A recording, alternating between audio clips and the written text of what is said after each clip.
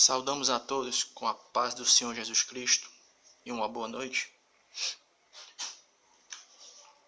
Livro de Atos dos Apóstolos, capítulo 9. Livro de Atos dos Apóstolos, capítulo 9. Nos diz assim a palavra de Deus.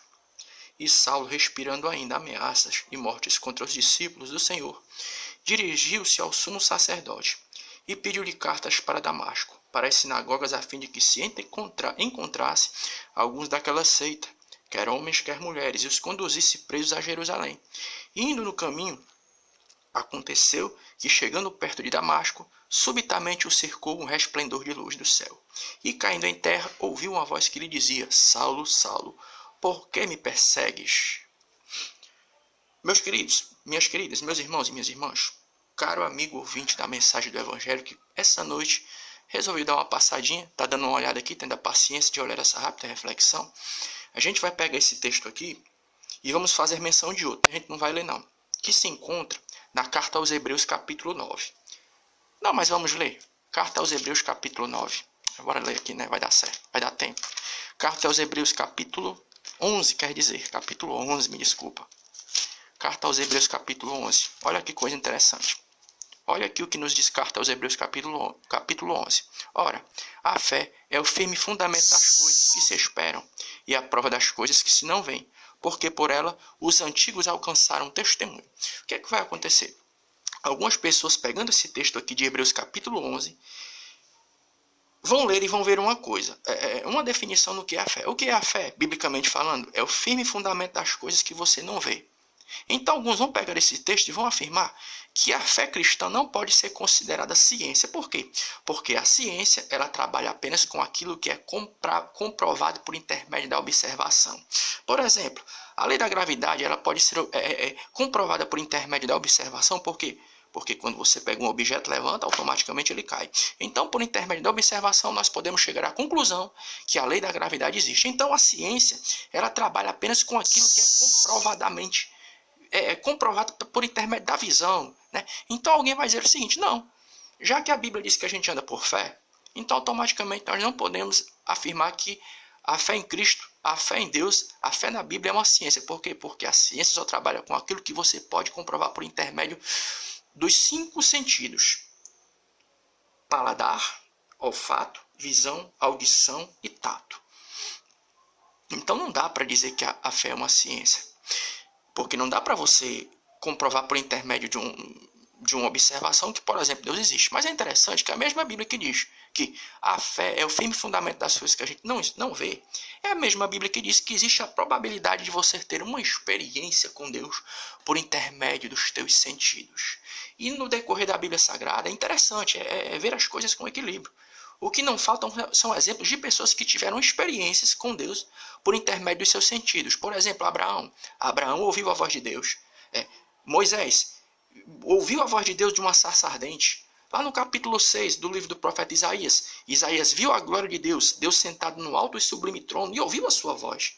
E o que é o clássico, o que nós achamos que é o exemplo mais clássico de que existe a probabilidade de você ter uma experiência com Deus por intermédio dos seus sentidos, a gente lê logo no início, capítulo 9 de Atos. A Bíblia diz que Saulo, antes de se converter, que experiência fez com que Paulo se convertesse a Cristo? Foi uma experiência que envolveu os seus sentidos. Primeiro ele viu um grande clarão, ouviu uma voz de Jesus que dizia: Paulo, Paulo, por que me persegues? Tu sabe o que significa empirismo? Empirismo é a linha de pensamento que diz que nós não podemos, é a linha de pensamento que diz que nós só podemos chegar ao conhecimento de algo por intermédio dos nossos 5 sentidos. Eu já falei ele. Então alguém vai dizer que não existe probabilidade da fé em Deus ela se enquadrar nisso. Por quê? Porque não dá para você, né, chegar à conclusão de que existe uma operação de Deus, um agir de Deus por intermédio dos seus sentidos. Mas existe sim. Tanto a Bíblia Sagrada como o decorrer da história da igreja, o que não vai faltar são relatos de intervenções onde Deus, por intermédio de uma visão ou de uma manifestação que pode ser captada por intermédio da audição, se manifestou a alguém.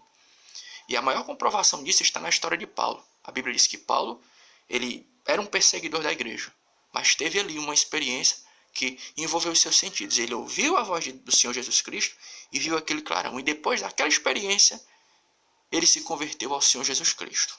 Aí alguém diz, irmão, então vamos partir do pressuposto de que você faz todo um apanhado na Bíblia, uma pesquisa, um trabalho de pesquisa, tanto na Bíblia como no decorrer da história. E a gente chega à conclusão de que realmente Deus ele pode se manifestar de uma maneira que os nossos sentidos possam ser tocados. E daí? O que isso tem de relevante para a fé? Tem muito, sabe por quê? Porque existe outra linha de pensamento que se chama deísmo. Tu sabe o que é que o deísmo diz? O deísmo diz que Deus, ele até existe. E ele tratou toda a criação como um relógio, que ele deu corda e depois deixou para lá, não ligou mais.